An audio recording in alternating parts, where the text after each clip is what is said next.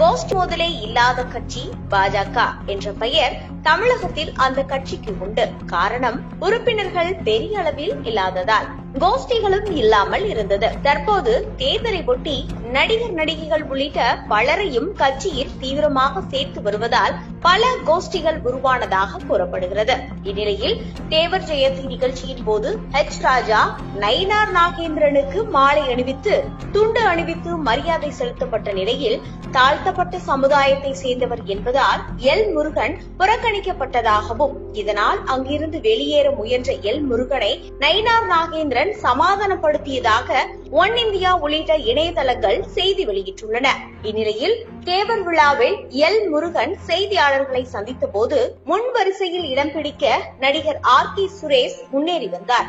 அவரை பாஜக மூத்த நிர்வாகி ஒருவர் தடுத்து அவர் இடம் பிடிக்க முயன்றார். இதனால் கடுப்பான சுரேஷ், என்ன பெரிய மாவட்டம், கட்சியை வளர்க்கத்தான் நாங்களும் இருக்கோம் என கோபமாக கூற இதனை கண்ட ராஜா கப்சிப் ஆனார். நயினார் நாகேந்திரனும் எதுவும் கூறாமல் அமைதியாக இருந்து விட்டார். சுரேஷ் நடிகராக பல படங்களில் நடித்துள்ள நிலையில் மீண்டும் மீண்டும் கேமரா வெளிச்சம் பெற முயன்றது பாஜகவில் ஒரு கோஷ்டியை அதிருப்தி அடைய செய்துள்ளது. பாஜக தமிழகத்தில் உள்ள மன்றங்களை தாண்டி வெற்றி பெறாத நிலையில் இப்போதே கோஷ்டி மோதல்கள் நடைபெறுவது குறிப்பிடத்தக்கது.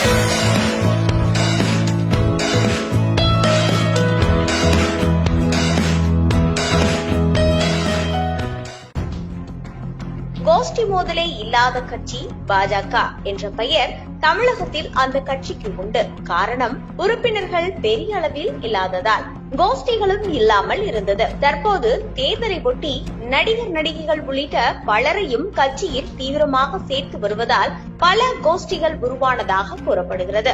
இந்நிலையில் தேவர் ஜெயந்தி நிகழ்ச்சியின் போது ராஜா நயினார் நாகேந்திரனுக்கு மாலை அணிவித்து துண்டு அணிவித்து மரியாதை செலுத்தப்பட்ட நிலையில் தாழ்த்தப்பட்ட சமுதாயத்தை சேர்ந்தவர் என்பதால் முருகன் புறக்கணிக்கப்பட்டதாகவும் இதனால் அங்கிருந்து வெளியேற முயன்ற முருகனை நயினார் நாகேந்திரன் சமாதானப்படுத்தியதாக ஒன் இந்தியா உள்ளிட்ட இணையதளங்கள் செய்தி வெளியிட்டுள்ளன. இந்நிலையில் தேவர் விழாவில் முருகன் செய்தியாளர்களை சந்தித்த போது முன் வரிசையில் இடம் பிடிக்க நடிகர் சுரேஷ் முன்னேறி வந்தார். அவரை பாஜக மூத்த நிர்வாகி ஒருவர் தடுத்து அவர் இடம் பிடிக்க முயன்றார். இதனால் கடுப்பான சுரேஷ், என்ன பெரிய மாவட்டம், கட்சியை வளர்க்கத்தான் நாங்களும் இருக்கோம் என கோபமாக கூற இதனை கண்ட ராஜா கப்சிப் ஆனார்.